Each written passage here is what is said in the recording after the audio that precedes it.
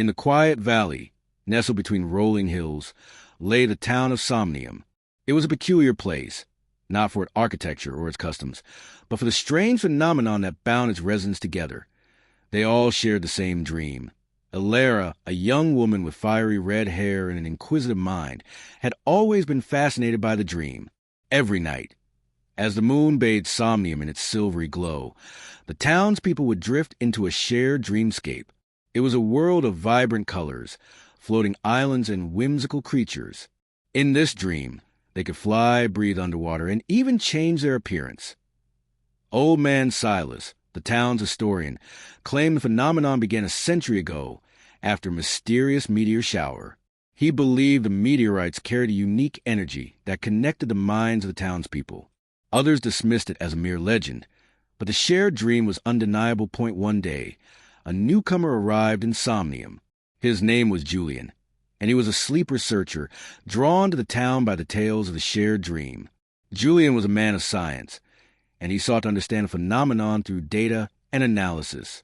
He set up a small laboratory in the town's old library and began studying the townspeople's brainwaves as they slept. Elara, intrigued by Julian's work, offered to assist him. Together, they spent countless nights monitoring the dreamers, recording their brain activity and comparing their experiences. As they delved deeper into the mystery, they discovered that the shared dream was not always the same.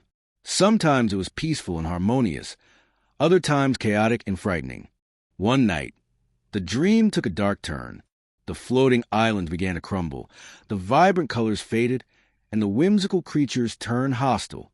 A sense of dread filled the dreamscape, and the townspeople felt trapped and helpless in the waking world. Julian's instruments went haywire. The brainwave patterns of the dreamers were erratic, and their heart rates were dangerously high. Julian realized that the shared dream was reflecting the collective emotions of the townspeople. Something was stirring beneath the surface of Somnium, a hidden fear or unresolved conflict that was poisoning the dream. Elara and Julian decided to enter the dream together, hoping to find the source of the darkness and restore balance to the dreamscape. Using a device Julian had invented, they were able to project their consciousness into the shared dream. They found themselves in a desolate landscape, the once vibrant world now shrouded in shadows. The townspeople wandered aimlessly, their faces etched with fear and despair. Elara and Julian approached them, trying to offer comfort and guidance, but their words seemed to fall on deaf ears. As they ventured deeper into the dream, they encountered a towering figure, cloaked in darkness.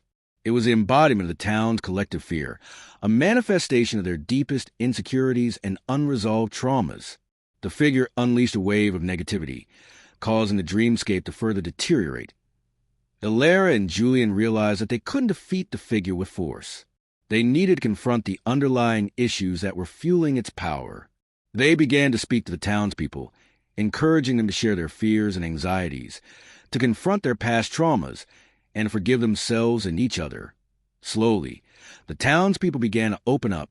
They shared their stories of loss, regret, and unfulfilled dreams. As they spoke, the darkness began to dissipate, and the dreamscape started to heal. The floating islands reassembled, the colors returned, and the whimsical creatures transformed back into their friendly selves.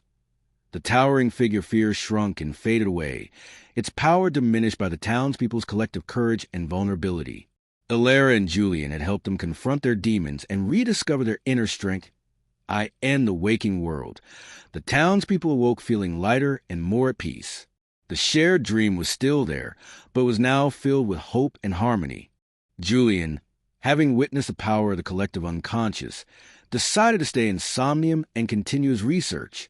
Elara, inspired by their shared adventure, dedicated her life to helping others heal and find inner peace. Somnium remained a peculiar town, bound by its shared dream, but it was no longer a place of fear and uncertainty. It was a community of individuals who had learned to embrace their vulnerabilities, confront their demons, and support each other on their journey of healing and self-discovery. And as the moon bathed Somnium in its silvery glow each night, the townspeople drifted into a shared dream, a world of infinite possibilities, where anything was possible as long as they faced it together.